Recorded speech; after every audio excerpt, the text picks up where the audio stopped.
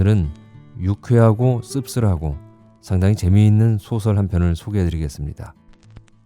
우혜령 작가의 단편소설 장자의 제자입니다.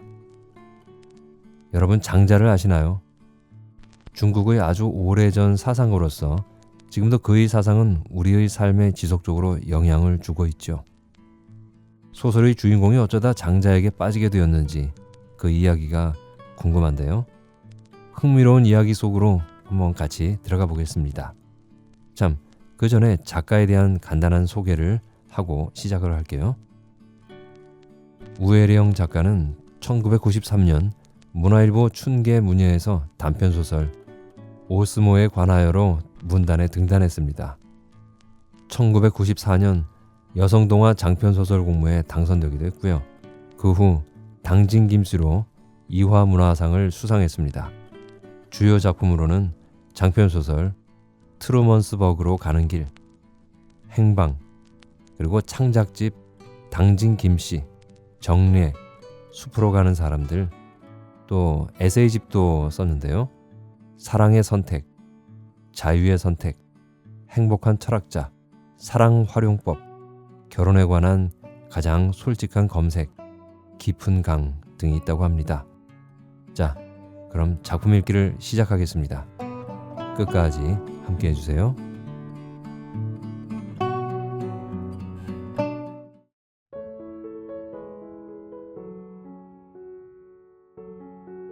장자의 제자, 우혜령. 장달씨는 단자회사의 말단사원으로 근무하는 33살 노총각이다. 시골에 늙은 어머니만 혼자 남겨두고 도시 변두리를 떠돌며 살아온 그는 한때 인생의 참된 의미를 찾기 위해 불가에 몸을 던져 입산수도할 결심을 제법 심각하게 해본 적도 있었다. 온갖 책을 읽고 인생의 해답을 찾으려 헤매다 보니 결혼도 하지 못하고 뚜렷이 이루어 놓은 일도 없는 채 나이만 꽉 차게 되었다. 그는 입산수도할 결심을 꺾은 후부터 토정비결, 금주의 운세 등에 심취하여 나날이 행적과 일련의 목표를 거기에 꿰어 맞추어 살아왔다. 주말이 되면 심각하게 주간지를 사들고 집에 돌아와 목욕재개를 한 연후에 단정히 자리 잡고 앉아 신의 계시를 기다리는 무녀의 포즈로 경건하게 페이지를 열어 금주의 운세를 살피고는 했다. 그 해의 토정비결이 그 사람이 한 해를 결정한다는 확신은 장달씨에게 거의 신앙처럼 되어 있어 어려운 일이 닥칠 때마다 자주 방으로 달려들어와 손발을 정결하게 씻고 토정비결 책을 꺼내 그달의 운을 다시 살펴보고는 했다. 놀랍게도 그 운세가 의미하는 바가 틀리는 적은 한 번도 없었다. 혹시 생각이 짧고 무식한 사람이 곁에 있었다면 장달씨, 그건 지금 상황과 정반대 아니오? 라고 물어올지도 모르겠지만 독서로 갈고 닦은 장달씨의 해박한 지식과 이해력, 신통력으로 풀어보면 모든 토정비결은 틀로 찍어낸 듯 한치의 오차도 없이 그의 생활과 맞아떨어졌다. 한 번은 이런 일도 있었다. 장달씨가 자신의 토정비결을 찾아내서 서둘러 그달의 운세를 읽고 과연 하고 무릎을 치며 실생활과 맞아떨어지는 그 오묘한 이치에 탐복을 거듭했었는데 나중에 알고 보니 페이지를 잘못 짚어서 다른 중생의 괴를 읽고 그렇게 혀를 내두른 것이었다. 그러나 그런 일로 기가 죽을 장달씨가 아니었다. 그의 지론에 의하면 그건 우리들의 삶이 다른 사람의 그것과 종이 한 장 차이임을 알리기 위한 신령님의 계시라는 것이었다. 그렇다면 하고 그 이야기를 들은 머리 나쁜 동료가 한 가지 의문을 제시해 보았다. 우리가 뭐하러 꼭 자기의 운세를 알아보아야 하나? 아무 페이지나 열고 그게 자기 운이라고 믿으면 이야기는 간단하잖아. 그것도 마음에 드는 걸로 골라서 말이야. 이렇게 되자 장달씨의 깨닫지 못한 자를 가르치려는 열정이 폭발하게 되었다. 질문한 사람을 붙잡고 그가 인생의 오묘한 섭리와 진리에 눈이 뜨일 때까지 시간이 아무리 걸려도 상관하지 않고 애타게 강론을 펴나갔던 것이다. 인생이라는 게 그렇게 간단한 게 아니에요. 이거 보라고. 그 오묘한 이치라는 게 말이야. 우리 일개 사람의 힘으로서는 알 도리가 없다는 거지. 어떤 때는 우리에게 모든 삶이 다 같다는 걸 알리려는 게 신령님의 뜻이지만 말이야. 그렇다고 해서 그게 곧 모든 사람이 다 같다는 소리는 아니라 이거지. 곧, 즉, 다시 말해서 자네가 말이야. 자네 아내하고 어떤 때는 정말 어째 볼 수 없는 닮은 꼴이라고 느끼지만 어떤 때는 말이야. 이런 세상에 어떻게 생판 다른 남이 있나 하고 생각할 때가 있을 게 아닌가. 즉, 곧 다시 말해서 이런 사태에 이르자 그런 어리석은 질문을 던지는 자들의 수는 줄어들게 되었다. 주위 사람들의 질문이 줄어든 이유는 자신의 진리 전달이 명쾌하게 이루어졌기 때문이라는 게 장달 씨의 믿음이었다. 그의 인생은 크게는 사주, 좀 더 나누어서는 토정비결, 그 다음에는 금주의 운세, 아주 세분화해서는 오늘의 운세에 매달려 대단히 합리적이고 체계적으로 운영되어 가고 있었다. 즉, 새벽에 일어나서는 공들여 구독하고 있는 스포츠 신문에 게재된 오늘의 운세를 살펴보고 하루의 행동 반경을 정하는 것이다. 서쪽에 가면 귀인을 만나겠다 라는 궤가 있으면 서울 어디엔가 서쪽에 있을 법한 가능한 볼일을 머리를 쥐어짜며 찾아보는 것이다. 이런 날이면 강서구의 모든 동네는 다 한 번씩 그의 머리를 거치고 지나가게 되는 것이었다. 오늘의 행운의 색은 붉은색입니다 라고 전달하고 있으면 서랍을 다 뒤져서 붉은색이 어떤 형태로나 들어간 옷으로 챙겨 입었다. 애정운이 긍정적인 운세라고 하면 혼자서 얼굴을 붉히며 자기를 어디선가 사모하고 있을 그 귀녀를 향한 연모의 정을 달래는 것이었다. 그 다음에 하는 일은 책상 위에 정성껏 모셔둔 주간지를 꺼내 금주의 운세와 오늘의 운세 사이의 상관관계를 살펴보는 것이다. 대개 그것들은 신탁처럼 일치하는 것이었다. 오늘의 운세는 포부는 웅대하나 이루기 어려울 상으로 진행하는 일에 장애가 따를 징조다. 특히 친한 벗에게 해를 끼칠 우려가 있으니 처세에 신중하라 라고 이르고 있다. 금주의 운세는 변화운이 찾아들어 매매할 일이 있겠구나. 뜻에 맞으면 망설이지 않고 결정을 보도록. 더 욕심을 내다가 기회를 놓치게 된다. 주위에 선심을 많이 쓰도록. 정국향과 숫자 8 그리고 노랑색이 당신에게 행운을 가져온다. 목욕은 미지근한 물로 라고 가르치고 있다. 토정비결의 이달의 운세는 이미 장달 씨가 다 외우고 있는 바. 여자를 가까이 마라. 불리할 수 있다. 만약 이같이 아니하면 처궁에 근심이 있다. 상가를 가까이 하지 마라. 질병이 두렵다. 라고 나와 있다. 이 세 가지 꾀를 신묘하게 연결해서 풀어나가는 일이 장달 씨의 하루 일과의 시작이었다. 그 인과관계를 이끌어내는 그의 해석은 가히 경지에 이르렀는데 가령 오늘과 같은 날은 다음과 같이 행동계획을 세우는 것이다. 우선 이달에는 어떤 여자와도 뚜렷한 용건 없이 개인적인 이야기를 나누지 않고 설령 장모가 죽더라도 있지도 않은 장모가 죽을 리도 없기 때문에 이 부분을 결심하기는 그렇게 어려운 일이 아니었다. 상가집에는 가지 않는다는 원칙을 세운다. 그 다음으로는 금주의 운세에 맞추기 위해 매매할 물건을 골똘히 생각해 보게 되는데 정 찾을 물건이 없으면 고물 라디오를 들고 나가 전파상 수리점 점원에게 아무런 값으로나 결단력 있게 팔아버리겠다고 마음먹는 것이다. 주위에 선심을 쓰는 거야 어차피 어려울 게 없었다. 늘 하는 일이 지하철이나 버스에서 자리 양보하는 일이라든가 남의 심부름 도맡기 등이니까 말이다. 무교동 낡은 빌딩에 자리 잡은 그의 사무실은 문자 그대로 정북향이라 하루 종일 해가 한 점도 들지 않기 때문에 금주에 장달 씨의 행운은 거의 보장받은 셈이 된다. 숫자 8은 붕어빵이나 귤 같은 걸 살 때 그 숫자에 맞춰 사면 되기 때문에 크게 우려할 바가 없었고, 노란색이 행운이라니 지난달에 노점상에서 산 싸구려 민들레빛 넥타이를 일주일 내내 메고 다니면 그만인 것이다.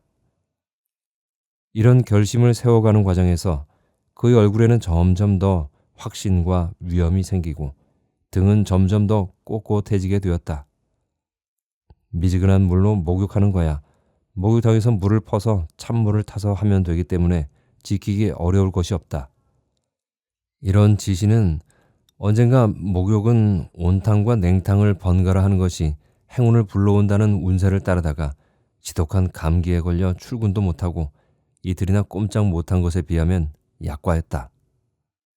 이건 역시 장달 씨의 해석으로는 그가 그날 밖에 나가지 못하게 해서 교통사고나 실물사고를 예방해 주려는 합리적인 신령님의 기쁘신 뜻이 포함되어 있는 것이다.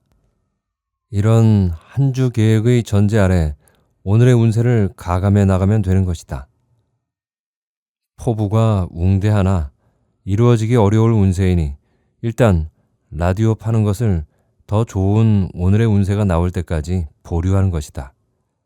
친한 벗에게 해를 끼칠 우려가 있다는 것은 걱정할 바가 없었다. 장달 씨는 자기를 속속들이 이해해주는 가까운 친구를 가져본 적이 없기 때문에 오늘은 아무리 자유로이 활개를 치고 다녀도 누구를 해칠 염려는 전무한 것이다. 이렇게 하루의 계획을 세우고 노란 넥타이를 메고 집을 나서는 장달 씨에게는 현대 젊은이에게서 흔히 볼 수 있는 무기력함이라든가 방향감각 상실 같은 것은 있을 수가 없었다. 그의 눈에는 정해진 옳은 길을 따라가고 있다는 확신이 빛나고 목에는 힘이 들어가 있고 꽉 다물린 입에는 인생을 참되고 의미 있게 살아가는 사람의 긍지가 있었다. 그런데 우리 장달 씨에게 일대 사건이 생기게 되었다. 지하철에서 짐을 받아주다 알게 된 여자와 사랑에 빠진 것이었다. 자리에 앉아있던 장달 씨가 앞에 서 있는 다소곳해 보이는 여자의 무거운 가방을 받아들었을 때 두 사람의 눈이 은근히 마주쳤다.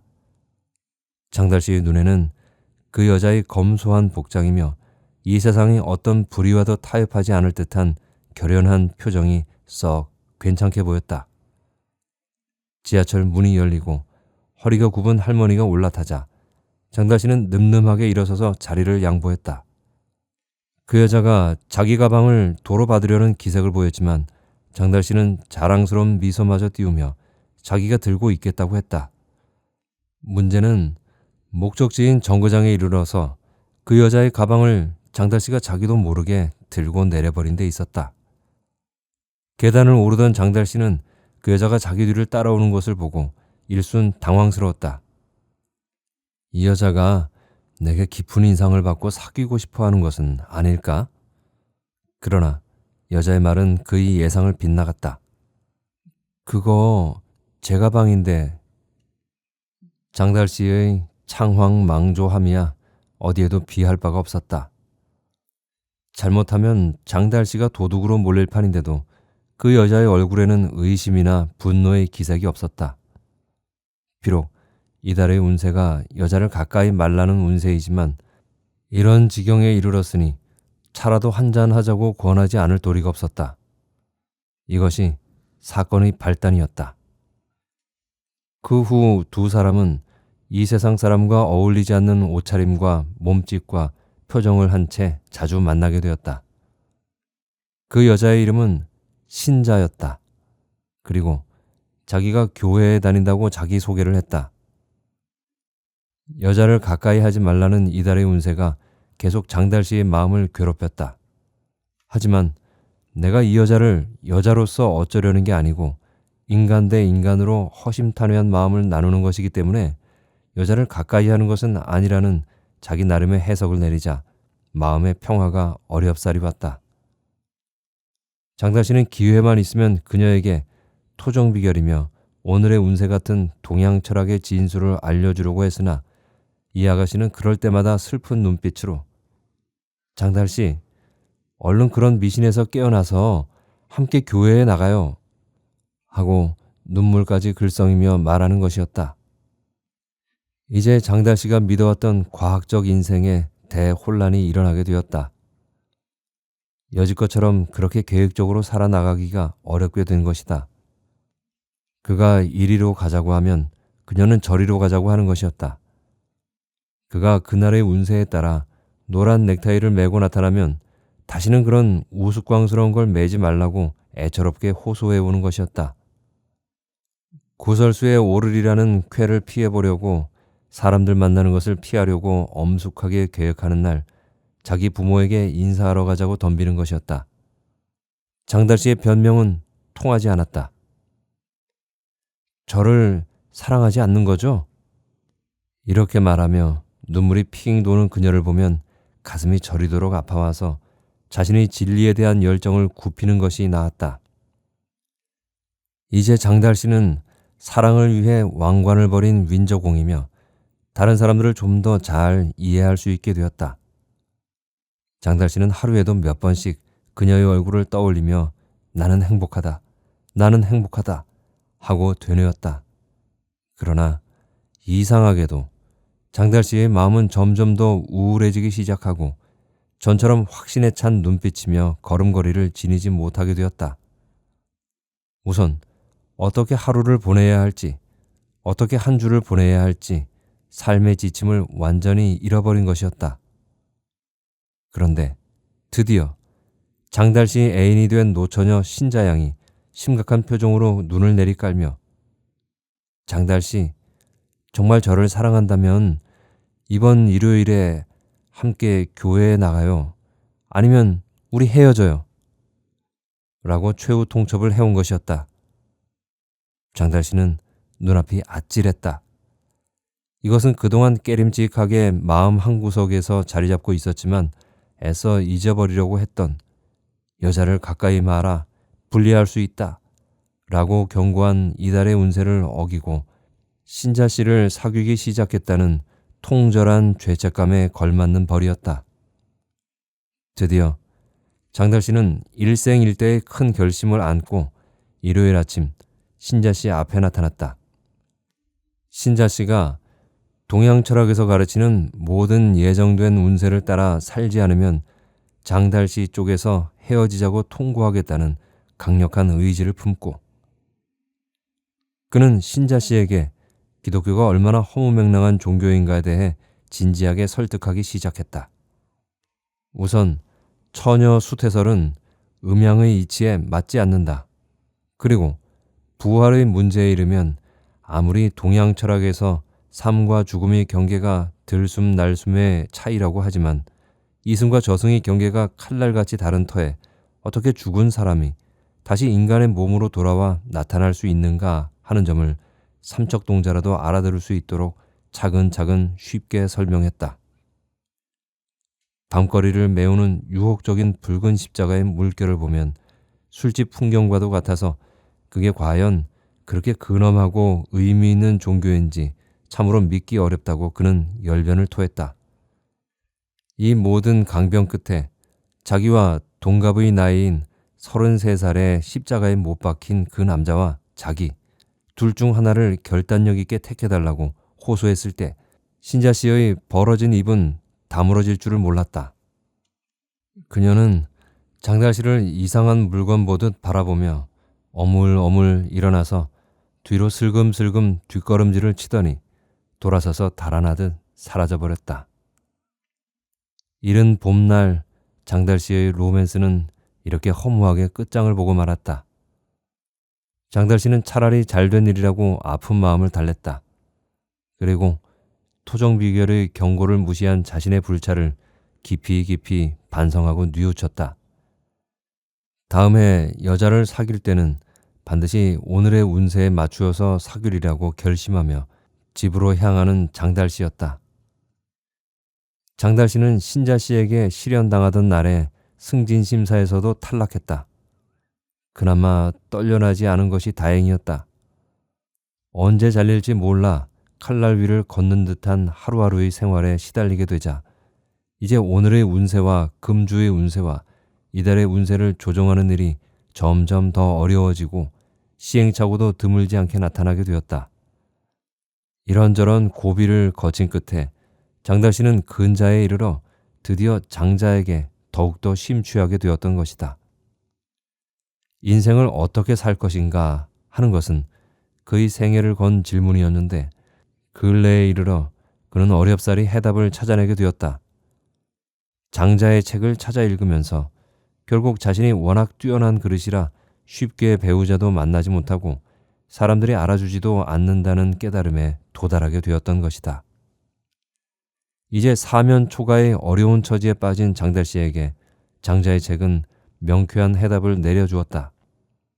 그러고 보니 어딘가 모르게 하찮은 점이 엿보이는 오늘의 운세나 금주의 운세보다 장자의 책은 과연 호쾌하기 이를 바 없었다. 이제 자기 자신의 하루의 일이나 일주일의 운세에만 소심하게 매달려 있을 게 아니라 다른 사람들의 인생이 잘못된 점을 굽이굽이 가르쳐 일깨워야만 한다는 사명감이 그의 가슴 속으로부터 불일듯 일어났다. 장자와 장달 씨는 이름 첫 글자까지 같아 일종의 형제를 느끼게 해주는 점도 있었다. 그게 같은 장자냐? 당신의 이름 첫 자는 길장자 아니냐? 하고 누군가 의문을 제기해 올지도 모르지만 아무려면 어떤가? 어차피 한글 전용 시대 아닌가? 하고 장달 씨는 과감하게 생각했다. 그는 책을 읽으면서 대붕이 비상하는 장면에 이르러 목이 메일 정도로 감격했다. 바람이 불고 바다가 들끓는 계절에 대붕은 남명을 향해 날아오른다. 날개는 해면 삼천리를 후려치며 날아올라 바람을 타고 구만리 장천으로 높이 춤추며 올라간다. 그리고 6개월간을 쉬지 않고 날아간다. 대붕의 가는 길을 막을 자는 없다. 바로 이것이었다. 참새가 어찌 대붕의 뜻을 알겠는가? 장달 씨를 그동안 헐뜯고 이상하게 취급하던 사람들이야말로 참새의 무리였던 것이다. 봐라, 대성할 나무는 잔 쓰임새가 없어 어느 목수도 거들떠보지 않다가 드디어 거목이 되도록 자라게 된다. 얼마나 장달 씨의 흉중을 꿰뚫은 말인가. 장자의 책 구구절절이 다 장달 씨가 큰 그릇임을 가리키고 있었다. 이거 봐요, 장달 씨. 그렇게 어디서 배우지도 않고 아전인숙적으로 혼자 책을 읽고 마음대로 해석해도 되는 거야? 그의 이야기를 듣고 참다 못한 옆자리 동료가 이렇게 한마디를 던졌다가 뼈도 못 추리게 그에게서 장자와 자기의 관계에 대한 강의를 들었다. 장달 씨의 이론은 아주 명쾌했다. 누구에게서도 배운 적이 없기 때문에 자기야말로 장자의 직계 제자라는 것이 그의 논리였다. 왜 그 있지 않은가? 농촌과 도시 소비자 사이에 중간 상인을 배제하고 직접 둘이 하는 거래. 그걸 우리가 직거래라고 부르지? 마찬가지 이치거든. 곧 누군가의 가르침을 통해 훼손되지 않은 그의 고유한 사상을 내가 직접 읽고 받아들인 것이기 때문에 바로 내가 그분의 직계 제자라 이 말씀이야. 어디 논리적 오류가 있으면 한 말씀 해보실까? 그런데 문제는 그가 타고난 휴머니스트인 데 있었다. 그는 자기만 이런 진리를 깨닫고 있다는 사실을 견딜 수 없었다. 그는 마침내 하루에 한 가지씩이라도 장자의 사상을 전파하기로 굳은 결심을 했다. 그의 순교자적 사명감은 곧 사건들을 불러일으키게 되었다.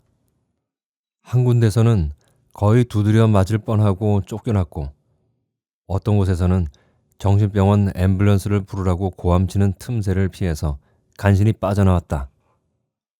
사건의 전말은 대개 이런 것이다.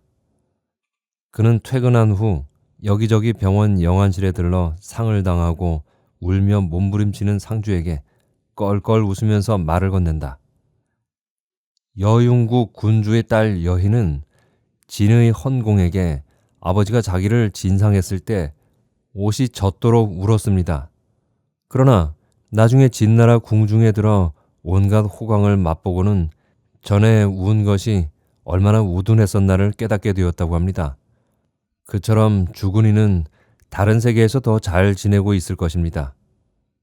사람은 누구나 다 죽음을 두려워하지만 죽은 후에 더 재미있게 지내고 있을지도 모릅니다. 그러니 댁은 염려를 놓으시고 모쪼록 눈물을 거두십시오. 장달씨가 호쾌한 대인의 풍모를 보인 것은 좋았지만 문제는 그가 춘추 전국시대에 살고 있는 것도 아니고 더군다나 장자도 아니라는 데 있었다.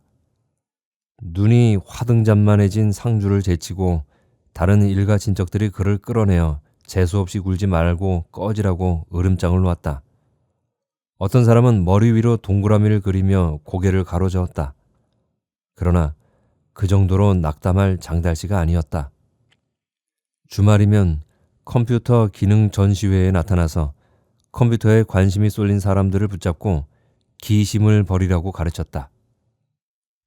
장자가 이르기를 공자의 제자인 자공이 어느 날 여행을 하다 밭이랑을 일구러 물동이를 안고 나르는 노인을 보고 그 하는 일이 힘만 많이 들고 별 효과가 없음을 안타까이 여겨 말했습니다.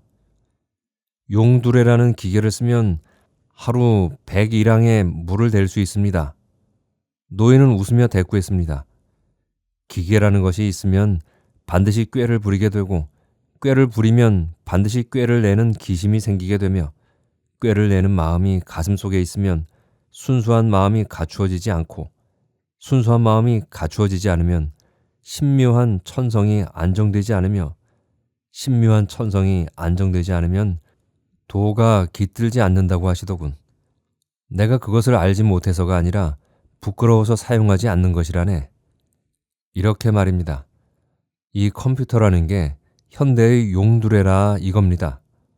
곧 쓰고 있으면 있을수록 인간 본연의 순수한 마음을 잃게 된다. 이걸 깨달으셔야 한다는 겁니다. 이런 것들은 다 없애버리고 우리들의 본 마음을 찾아야만 합니다. 처음에는 재미삼아 이야기를 듣고 있다가 장달씨의 관점에 의한다면 기심 때문에 천성이 다 흔들려 버린 사람들에 의해 그는 조소를 받고 밖으로 끌려나가게 되었다. 그렇다고 호락호락 진리의 설파를 단념할 우리의 장달씨가 아니었다.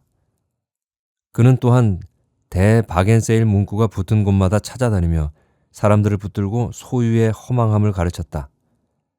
우선 백화점의 주차장에서 주차원들의 눈을 피해가며 화사한 옷차림새로 내리는 선남선녀, 주로 선녀들이 대부분이었지만 선남선녀들을 붙잡고 당신은 무엇을 사러 왔는가?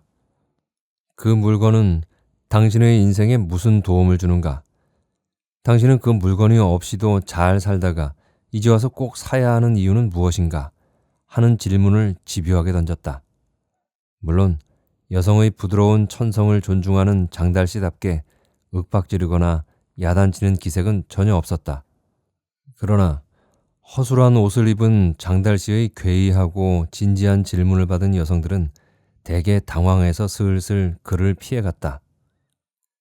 좀 더 사회적인 열정이 강한 여성은 혹시 텔레비전에 나오는 몰래카메라가 아닌가 싶어 카메라가 있음직한 곳을 향해 또박또박 총명하게 대답을 하기도 했다. 그러다가 점점 이상한 생각이 들면 화가 나서 그를 밀치고 가버리기도 했다. 어떤 반응을 보이건 간에 그들이 사라진 후 대체로 2, 3분도 걸리지 않아 정복을 입은 경비들이 그의 신체의 적당한 부분을 손봐주러 어디선가 달려오고는 했다. 그 선녀들이 이 기이한 인간의 출현에 대해 그들에게 제보를 한 것이 틀림없었다. 한 대쯤 얻어터지거나 돈사람 취급을 받아 멱살잡이로 끌려난 후에도 수입품이나 고가 모피를 전시한 장소에 나타나서 인생의 허망함을 가르치는 그의 모습은 과연 이 시대의 깨달은 자다웠다. 신통한 점은 장자의 도리를 설파하는 그 와중에서도 출근은 또박또박 하는 점이었다. 사람들을 깨우치려면 자기 육신을 돌볼 길은 열고 있어야지. 이것이 그의 지론이었다. 어느 날은 왼쪽 이마에 또 다른 날은 바른 쪽 눈두덩에 시퍼렇게 멍이 들어 출근하는 그에게 동료들도 익숙해지게 되었다. 이 판에 시대가 돌연 그를 알아주기 시작했다. 그를 기인이나 약간 모자라는 사람으로 취급하던 주위 사람들이 그의 주장이 진작에 닥쳐올 경제난 시대의 대처 방법을 가르친 것인지도 모른다는 흥미를 보이면서 그를 주목하기 시작했다. 그러나 그를 인터뷰하려고 시도했던 방송국 리포터나 잡지사 여기자들은 헛된 일에 종사하고 있는 자신의 삶의 부박함에 대해 대갈 일성을 들었다. 당신들이 하고 있는 일이야말로 이 사회를 더 오염시키고 있는 거라는 사실을 알고들이나 있습니까? 예? 대저 매스컴이 지닌 속성은 하도 흉물스러운 것이라 내가 입 밖에 내어 말하기조차 꺼려집니다. 당신도 어서 빨리 그곳을 벗어나서 참된 삶의 길을 찾으십시오. 대개 그의 이야기가 끝나기도 전에 사람들은 고개를 절레절레 내흔들고 미처 깨달음을 얻지도 못한 채 총총히 사라져버렸다.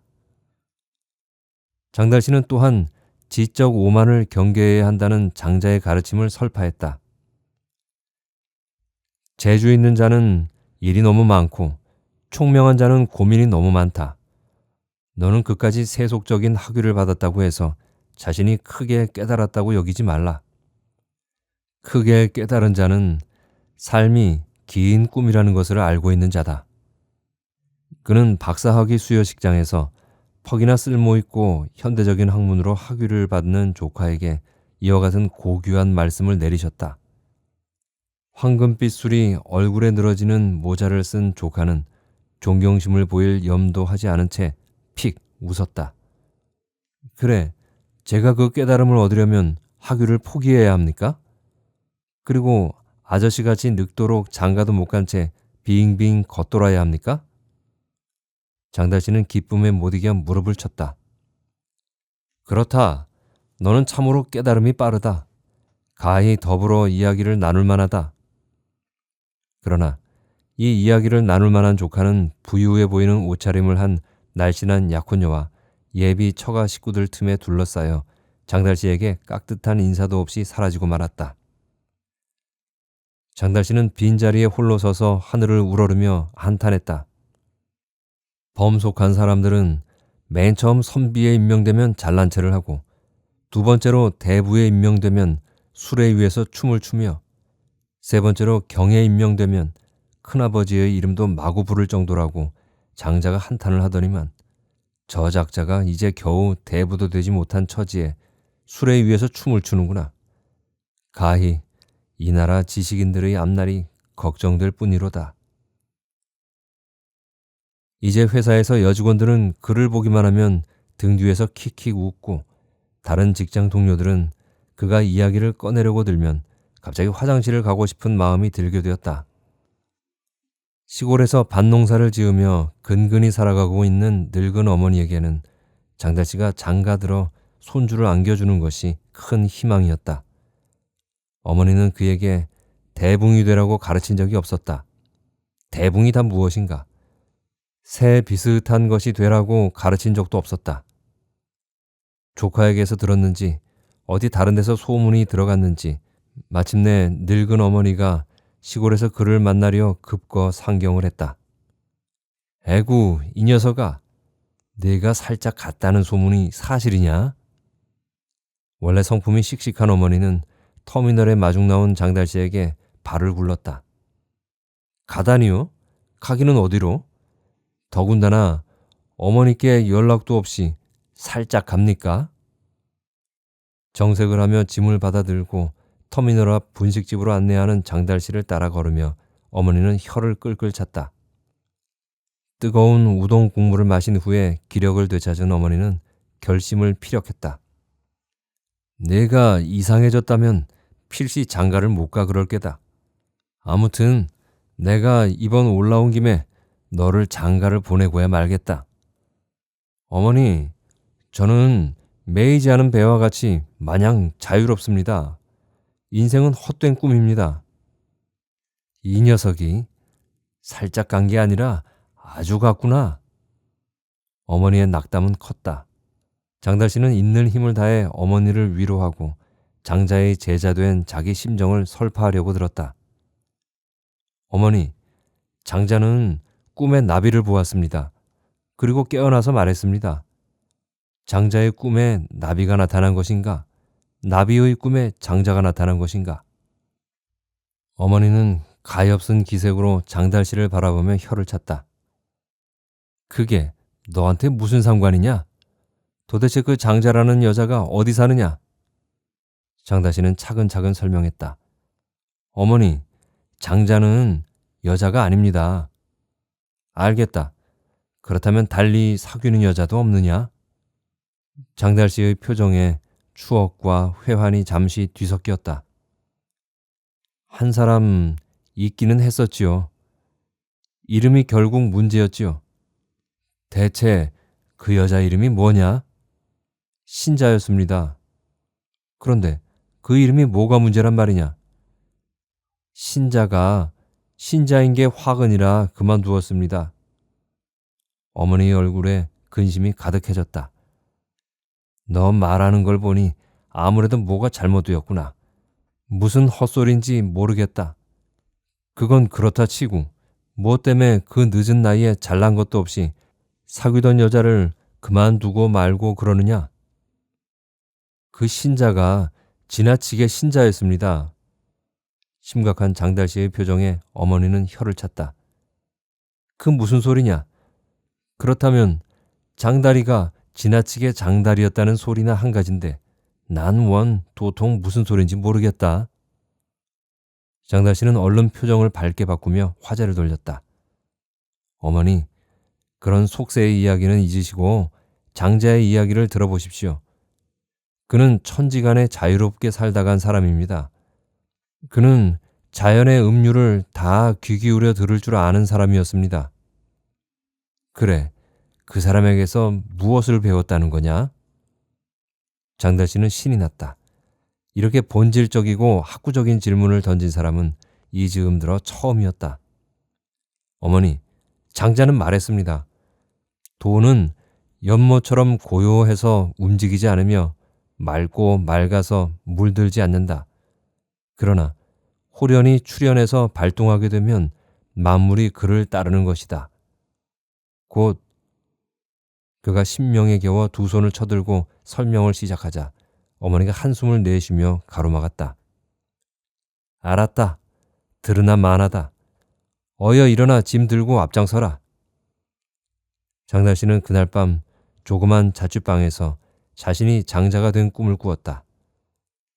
그는 희색이 만면해서 근심 끝에 겨우 새벽에 잠이 든 어머니를 흔들어 깨웠다. 어머니, 저는 제가 장자가 된 꿈을 꾸었습니다. 그렇다면 지금은 장자가 장다리가 된 꿈을 꾸고 있는 것일까요? 시끄럽다. 날이 새거든 보자. 일과 가난에 시달려 주름이 자글자글한 어머니의 얼굴에 근심이 가득했다. 다음날 전화를 받고 마지못해 달려온 박사 조카를 대동하고 어머니는 장달 씨를 득달같이 신경정신과로 끌고 갔다. 병원에 들어서며 신경정신과 간판을 본 장달 씨는 두 눈을 크게 떴다. 장달 씨는 어이가 없었지만 내심 정신과 의사들이 하고 있는 일이 얼마나 헛된 일인지 장자의 도를 빌어 설파하겠다는 사명감 때문에 자기 차례가 올 때까지 꾹 참고 있었다. 과연 인간의 마음에 대해 전문적으로 배운 사람이 다르기는 했다. 의외로 젊어 보이는 의사는 다른 사람들같이 그의 말을 중간에 뚝 끊어먹거나 화장실에 가는 척 내빼지도 않고 그의 이야기를 잘도 들어주었다. 이제 알겠습니까?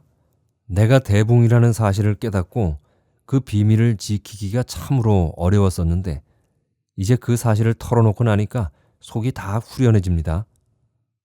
그러시겠지요. 그런데 언제부터 자신이 대붕인 것을 알게 되셨습니까?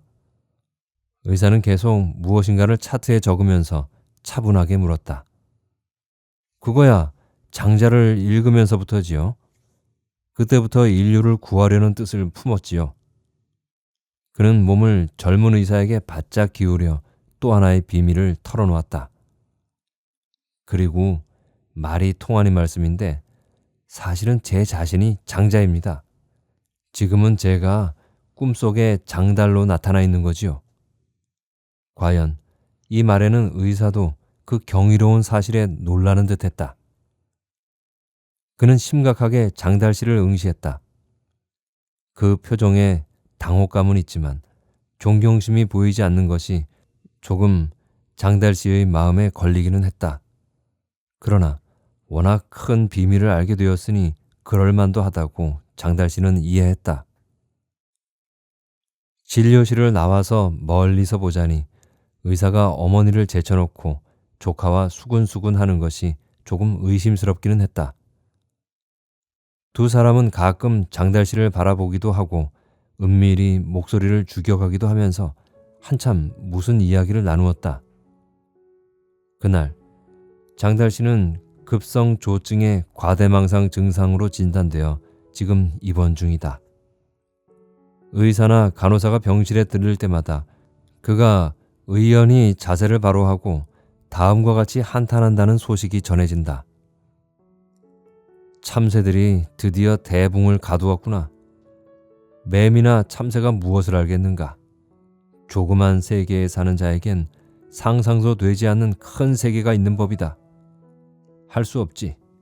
이왕 들어왔으니 여기 병원부터 좀 손을 봐야 하겠구만. 장달 씨는 제정신도 없는 터수에 남의 정신을 짜게 내어 좀스럽게 꼬물거리고 있는 정신과 의사들을 통 큰 자유인이 되도록 가르칠 계획이었다. 제정신이 든다면 의사들이 자신들이야말로 치료받아야 할 사람인 걸 깨닫게 되어 모든 환자들을 다 놓아주게 마련이었다. 계획대로만 된다면 그 후에 그는 대붕이 되어 구만리 장천으로 날아가게 될 것이었다. 태양이 이글이글하는 날 갑자기 하늘을 가리도록 그늘이 지거든 눈을 들어 하늘을 보라. 장달 씨가 마침내 대붕이 되어 그 날갯짓으로 태양을 가리며 비상하고 있는 중인지도 모르기 때문이다.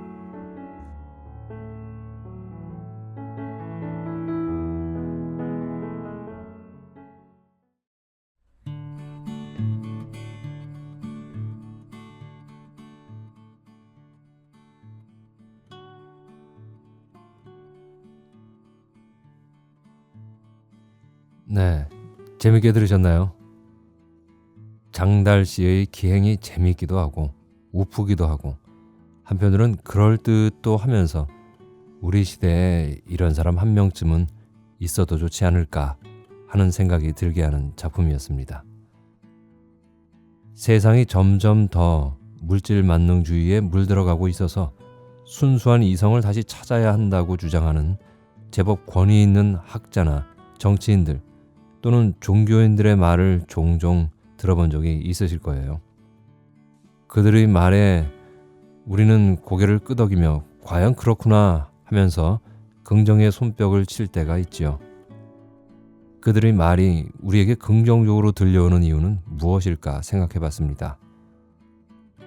말에 옳고 그름도 있겠지만 저는 오늘 이 작품을 읽으면서 말의 권위라는 것이 그 사람이 가지고 있는 직업이나 배움의 높고 낮음으로부터 비롯되는 것이 아닐까 하는 것을 더욱 실감하게 되었는데요. 장달 씨는 아주 평범한 회사원이죠. 그는 어찌된 일인지 하루하루를 명확하게 인식하고 삶을 이끌어가려는 습관이 있었습니다. 삶은 단순하게 이미 정해진 바대로 움직인다고 믿고 있는 것인데요. 처음엔 오늘의 운세나 토종 비결을 통해서 자기의 운명이 어찌 되는지를 점치고 거기서 말하는 그대로 준비하면서 사는 것이 정말 옳은 길이라고 생각하며 한치의 오차 없는 삶을 사는 것으로부터 시작했습니다. 거의 대부분의 사람들은 그렇잖아요. 저를 포함해서요. 자기에게 부정적인 말보다는 긍정적인 말을 더 신뢰하고 싶고, 그래서 신문에 나와 있는 오늘의 운세에 뭔가 긍정적인 메시지가 보이면 철석같이 믿고 싶고, 혹 부정적인 메시지가 있으면 이건 나에겐 적용되지 않는 것이야 하고 애써 외면하고 싶잖아요. 요즘은 신문을 잘 보진 않지만 전에 전철을 타면 위에 선반에 늘 스포츠 신문이 꽤나 많았었는데 저는 제일 먼저 스포츠 신문에 들어있는 만화를 보고 그 다음에 오늘의 운세나 내일의 운세를 읽어보곤 했지요. 그냥 재미삼아 심심해서 읽어봤던 건데요. 그러다 그 운세와 얼추 비슷한 상황이 오면 그 운세가 허튼 소리가 아니었구나 하면서 다음에도 그 운세란을 더 열심히 읽어보게 되는데요. 혹시 여러분들도 그런 경험이 있으신가요? 그러다 보면 어느새 나의 앞으로의 운세가 궁금해지게 되고 어느 날 소위 점집에 가보게도 됩니다. 이건 인간이 동물들과는 다른 이성을 가지고 있기 때문이라 생각이 되는데요. 인간은 현재의 삶에 대해서 어떤 식으로든 해석을 하려고 들지요. 그리고 당연하게도 아직 도래하지 않은 미래에 대해서도 궁금해할 수밖에 없는데요. 그래서 미래를 예언하는 점술이나 예언가의 말에 귀를 기울이게 되는가 봅니다. 장달 씨도 그런 사람들 중에 하나입니다. 다만 조금 다른 점은 그 믿음이 조금 더 강하다는 데 있죠. 너무 강하다 보니까 가벼운 운세 보기에서 멈추지 않고 조금 더 심오한 철학에까지 범위를 넓히게 된 것입니다. 그가 나중에 빠지게 된 장자가 바로 그것이죠. 혹시 여러분은 장자를 아십니까? 소설 속 이야기를 좀 더 잘 이해하시는데 도움이 될까 싶어 장자에 대해 살짝 언급하고 가겠습니다. 장자는 중국의 춘추 전국시대의 송나라 사람으로서 도가의 대표적인 인물인데요. 맹자와 동시대에 살았다고도 하는데 그는 말단 관직에도 있었지만 평생을 가난하게 살았던 사람입니다. 장자 사상의 핵심은 이런 겁니다. 어떤 것을 이렇게 볼 수도 있고 저렇게 볼 수도 있으니 사소한 것에는 집착하지 말고 그러니까 자연스러움을 따라서 너그러운 마음으로 살아야 한다는 것입니다. 장자의 사상이 이렇게 짧게 설명될 만큼 가벼운 사상이 아니지만 더 깊게 설명드리기엔 이 시간이 너무 짧네요. 아무튼 소설 속에 나오는 대붕인이 나비의 꿈이니 하는 것은 장자의 후학들이 그의 말을 기록한 책인 장자에 나오는 이야기인데요. 대붕의 이야기는 이렇습니다. 이 이야기는 장자의 소요유 편에 나오는 이야기인데요. 북쪽 바다의 깊은 곳에 큰 물고기가 있는데 그 이름을 곤이라고 합니다. 그 곤의 크기는 정말 몇 천리나 된다지요. 엄청나게 커요. 그리고 그것이 변하여 새가 되면 그 이름이 붕이라 합니다. 몇 천리의 크기를 가진 곤이 새가 되었으니 붕 또한 크기가 엄청나겠지요. 그래서 이 붕이란 새의 날개도 등도 몇 천리나 되는 엄청나게 큰 새입니다. 그 새가 한번 날아오르면 구만리 장천을 날아가고 그 날개는 하늘에 들이운 구름 같다고 하죠. 그때 저 아래의 작은 나뭇가지를 옮겨 다니던 메추라기가 대붕이 날아오르는 것을 보고 비웃으며 이렇게 말을 합니다. 저놈은 어디로 가려고 저렇게 힘들게 날아오르는가? 나는 뛰어서 위로 날며 숲, 풀 사이에서 자유롭게 날개를 퍼득인다. 그 정도가 우리 메추라기가 날 수 있는 가장 높은 것인데 대붕은 어디로 가려고 생각하는가? 라는 이야기입니다. 이것은 장자의 큰 지혜를 보여주는 아주 유명한 이야기로서 메추라기는 곧 속세의 인간을, 대붕은 깨달음을 얻은 큰 신선을 비유하는 것이죠. 이 소설 속에선 어찌 작은 깜냥의 인간들이 깨달음을 얻은 경지의 신선의 뜻을 알겠는가 하는 장자식의 가르침을 슬쩍 갖다 대면서 사용한 이야기라는 것입니다. 즉, 장달씨 자신을 큰 깨달음을 얻은 신선에 비유한 것이죠.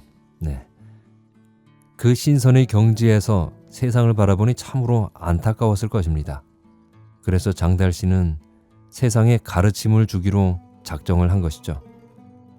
거기에 또 하나 재미있는 이야기가 나오는데요. 나비의 꿈, 즉 호접지몽입니다. 그건 이런 이야기입니다. 예전에 장자가 잠을 자는데 그의 꿈속에서 자기가 나비가 되어서 펄럭이며 자유롭게 날아다니다 꿈에서 깨어나 보니 자신이 장자였더라. 그래서 그는 장자가 나비가 된 것인가? 나비가 꿈의 장자가 된 것인가 알지 못하겠다 하는 이야기입니다. 이것은 일반적으로 일장춘몽이나 인생무상으로 해석되기도 하지만 또 다르게 만물과 나는 서로 다르지 않다.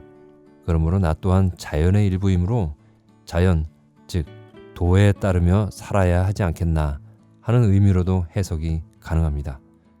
그런데 이 소설 속에서 장달씨는 이런 해석도 다 뛰어넘어서 자기 자신을 장자와 동일시하는 방법으로 해석을 해버리죠. 해석은 독자 마음이라지만 이건 좀 지나쳤다 싶죠. 그러니 사람들이 그를 미친놈 취급하는 것도 무리는 아닐 것 같습니다만 저는 장달씨가 토종비결을 따르든 장자를 비유하여 세상을 가르치려 하려든 다 좋은데 한 가지 걱정스러운 것은 지나친 몰입으로 인해 자기 자신마저 잊어버리면 곤란하다는 생각이 드는군요. 아니, 어쩌면 우리의 눈이 어두워서 진짜 장자의 제자를 몰라보는 것은 아닐까요? 어쩌면 그럴지도 모르죠. 세상의 편협한 생각들과 우매한 정신들을 대상으로 용감하게 자기식대로 싸우고 있는 요즘 시대의 풍우나 장달씨의 모습에서 불현듯 세르반테스의 돈키호테가 떠오르는 것은 저만 그런가요? 재미있는 작품이었죠. 지금까지 우혜령 작가의 장자의 제자를 읽어드렸습니다. 다음에 뵐 때까지 건강하시고 행복하세요.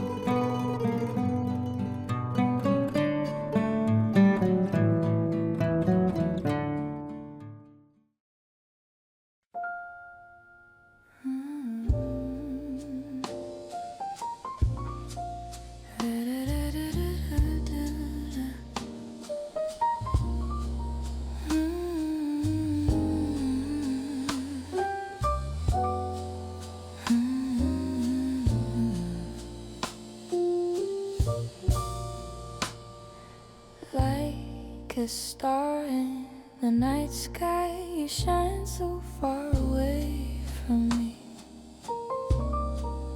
knowing I can never reach you. Still all I see is you.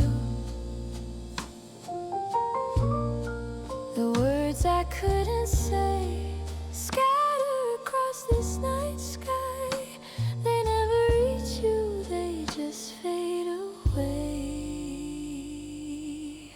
You're so far away, like a star. All I can do is watch you from here, from a place I can never reach. I love you all alone until the stars fade at dawn. I will be here without you knowing.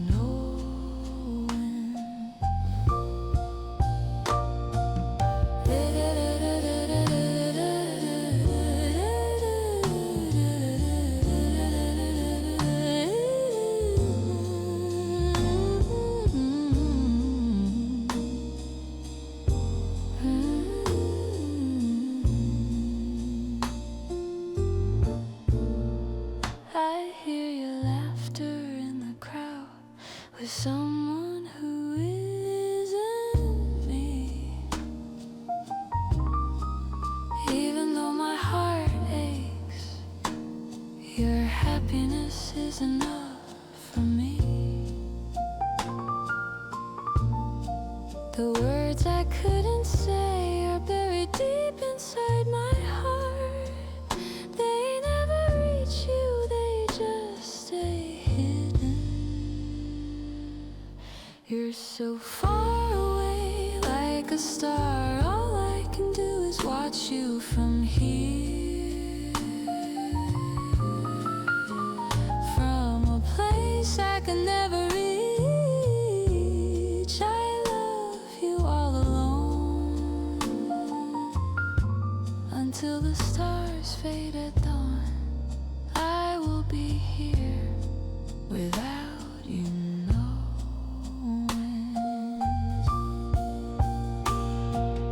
Even if it's an impossible dream, I'm okay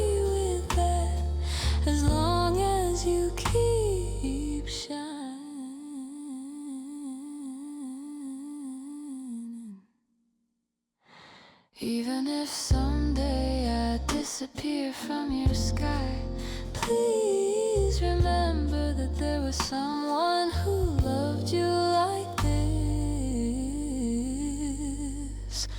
Without a single word, quietly loved you. You're so far away, like a star. All I can do is watch you from here.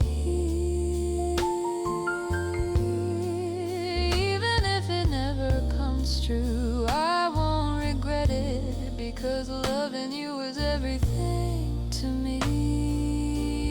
Until the stars fade at dawn, I will be here for the rest of my life